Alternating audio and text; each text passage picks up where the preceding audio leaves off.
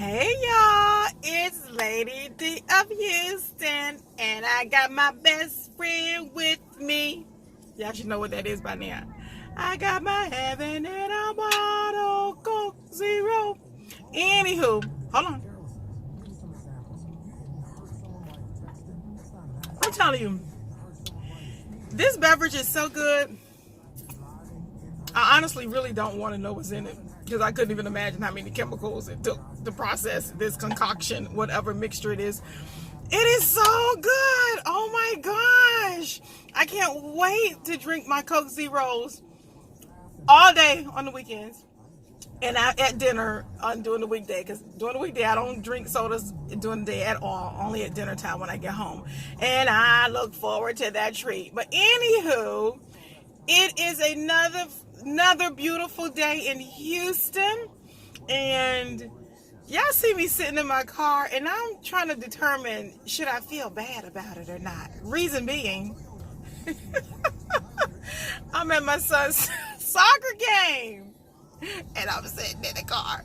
The reason why is because if I can insert some clips when I figure out how to do all that stuff on this video thing, when I was at the game last weekend, oh my God, it was so hot outside. I'm sitting, I had my lounge chair with the umbrella hoodie thing over it and my shades, and I'm under the tree. It was 96 degrees, I do believe, in Houston last weekend, and I was miserable. I was sweating like a maniac. Of course, this wig on my head ain't help, but I was so hot. And I've never even seen Zaire that hot after the game. He climbed in the back of his SUV and he just passed out until we got home. It was so hot. So I was determined this time. I already told him, I warned him. I said, listen, listen. If it's over 90 on the temperature scale, you won't see mommy outside.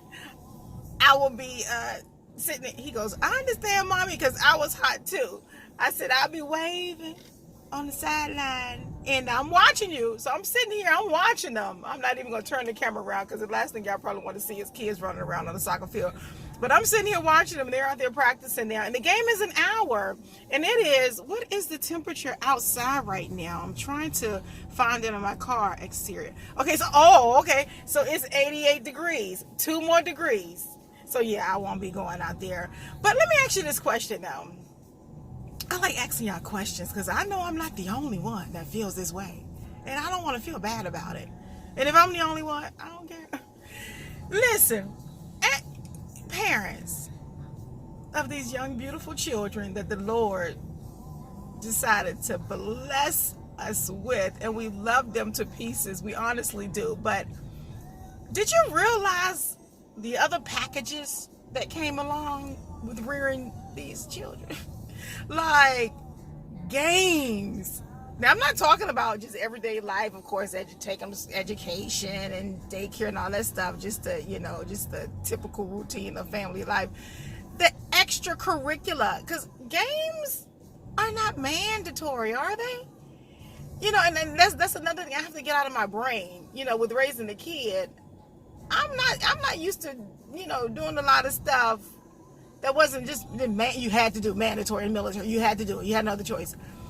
But if I have choices, sometimes I may elect not to do it. These kids don't understand that if it's 90 degrees outside, or there's an outside sport, mommies and daddies have choices to kind of go out there and sit in the heat and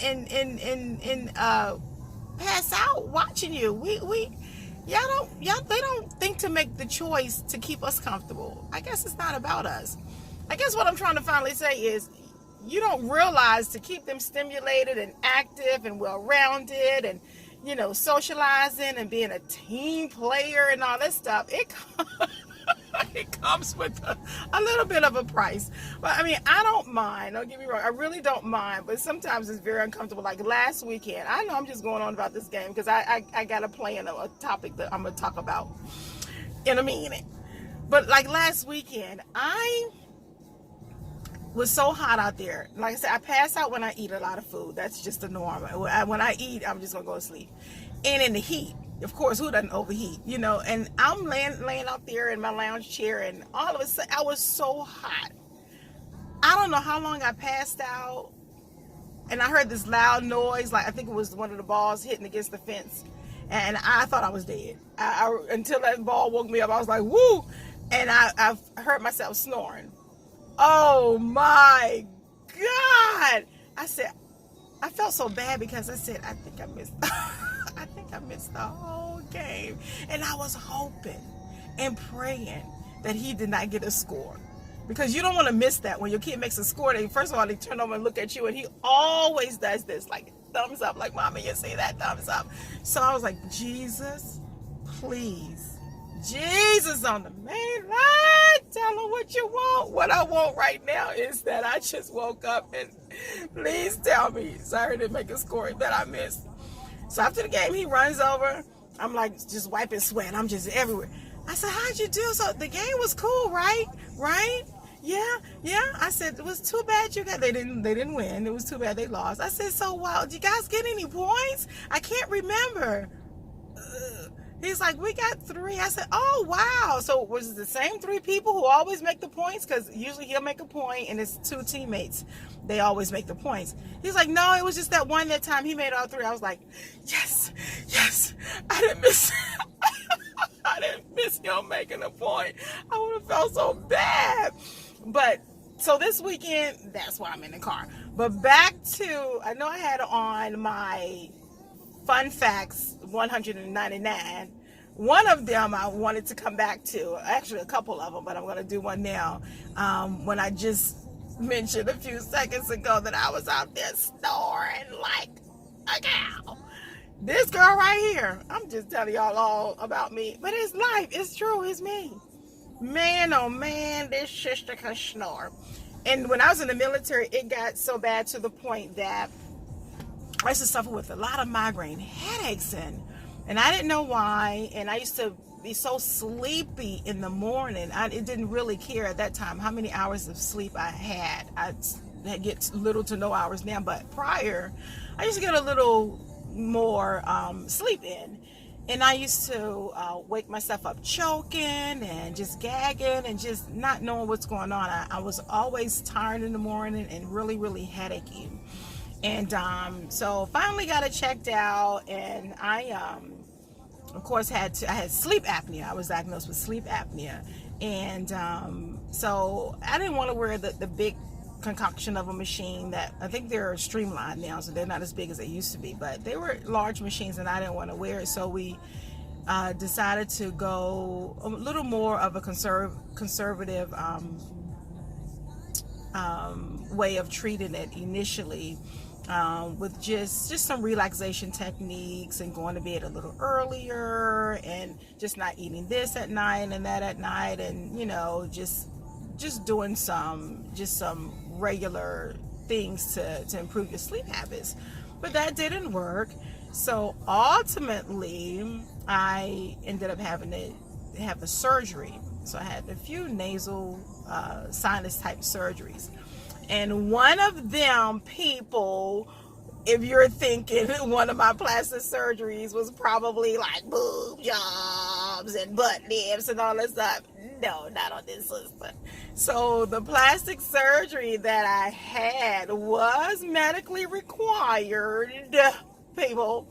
And I had to have a rhinoplasty on my nose, not for cosmetic reasons at all. My nose was cool with me, but it was for my sleep apnea, because my nose, you probably saw it in my previous videos. It's so sunny out here, I had to take my shades off, but you'll see it again. It was kind of misshapen a little bit internally, and it was in the inside, the bones was like flatter.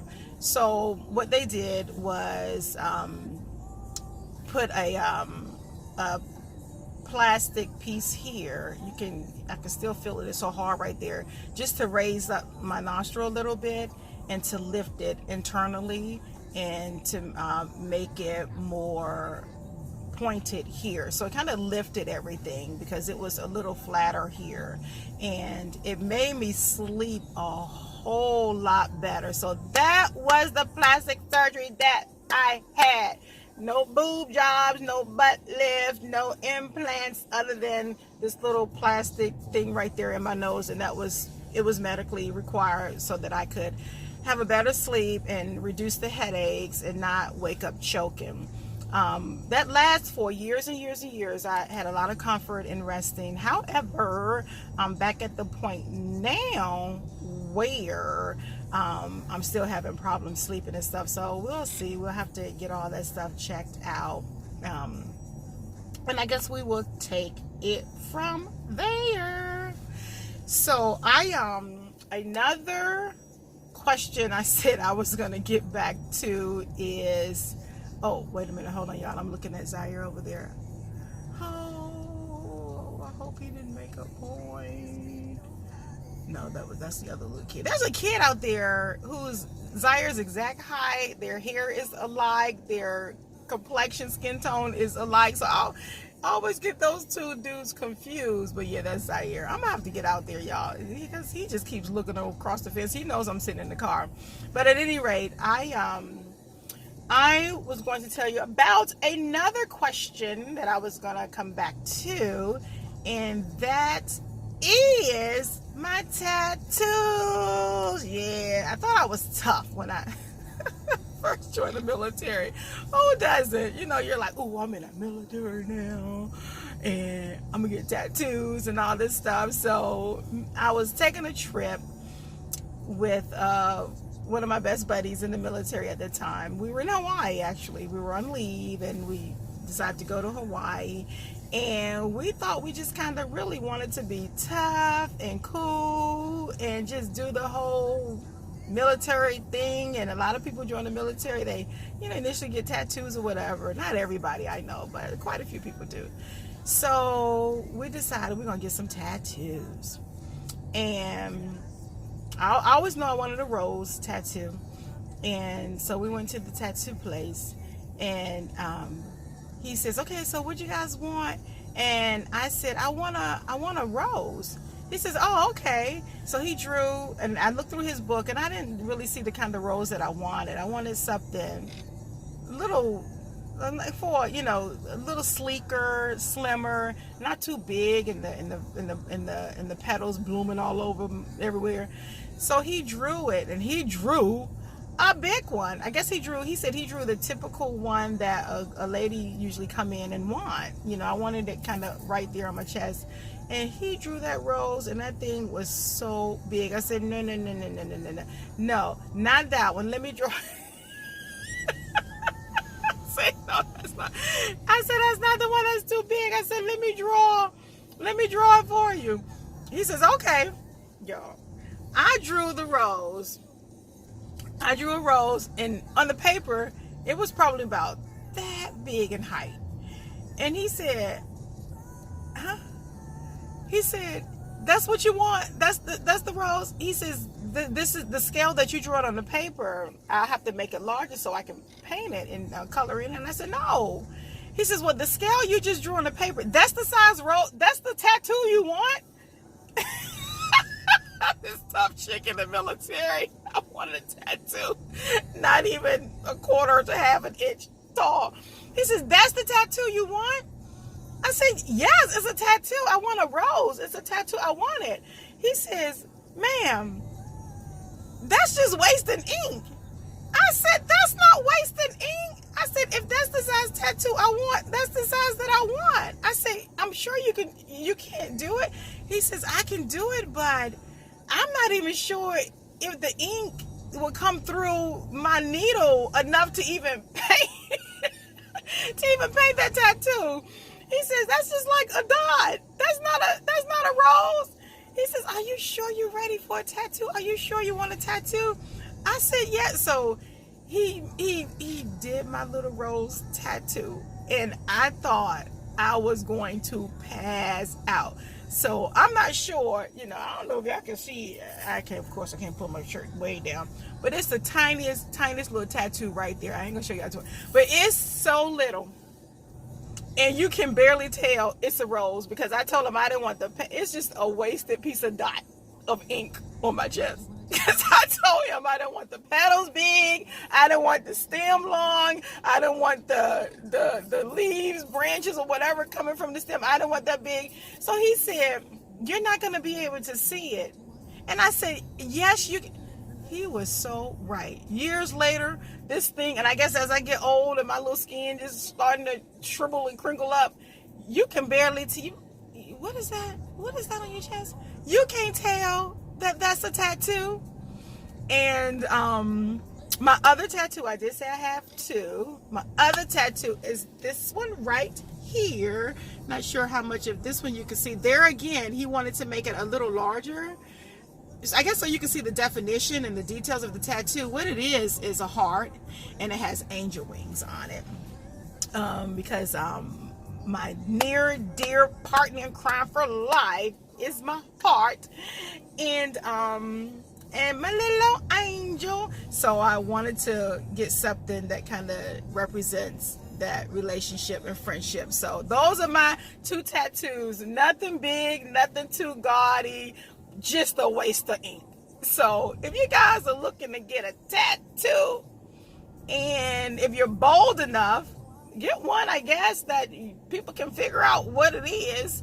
Or if you like to get a tiny little dot like I do, just know that later on in life, ain't nobody gonna be able to tell what's on your chest. But those were military days, and I got some more military stuff that I want to share with y'all. But I'm gonna get off of this thing here because Zaire's out there playing up a storm, and I see him and he keeps looking over here, and I feel so bad. But am I the only parent? Give me one more minute, because I just hate leaving y'all. Am I the only parent that sometimes coming to games is just it's a little bit of an effort? And especially when he's taking swim lessons now, but the swim lessons he's taking now is closer to the house. The one he was taking before, and that was the only swim school I could get him in, because before our cruise, I wanted him to perfect his skills like I was doing. So I was in the water trying to, perfect my swimming skills to be comfortable in the water, and I didn't want to be too uncomfortable on the boat or at the beach when we cruised to, not be able to take my eye off of him. So I wanted him to enhance his swimming skills. So we started swim lessons sometimes last year. But the swim school that I was able to find that met my schedule, oh my God, it was a million miles away. I had to leave my job, go pick him up, which takes an hour. And when I left his school, picking him up, it took another 50 minutes to get to the swim school. And the swim lesson was only 30 minutes. Oh my gosh, I used to be, boy, oh boy, if Zaire could just hear what was going on in my brain during those times when I was driving. I used to be so mad driving to swim class for 2 hours, and it's a 30-minute class. Oh my goodness. So those moments when you're engaged and when you have to be the transport for these kids, taking them everywhere, I just want to know, for real, am I the only one that sometimes is not as enthusiastic for me as it is for them? And I just hope they don't feel my pain.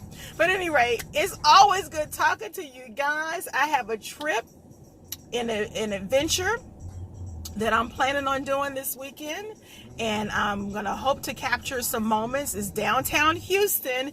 It's something that I mentioned in one of my videos before, the underground tunnel shopping thing that they have down there. It's called tunnel something, I don't know, but I can't wait to go down there because it's huge, it's big, it navigates and snakes itself through some interesting route underground throughout the whole Houston downtown, and I hear a lot about it, and I want to see it for the first time. Like I said, I'm just discovering Houston, and I want y'all to see it with me if you want to ever come and visit Houston. So I'm going to do that this weekend. I'm excited about it, and I'm going to take y'all along for the ride. Always good talking to you. Come hang out with me again, and please like this video and leave me a message and a comment and just become my friend. Y'all better come back now, you hear? Oh, I will find you.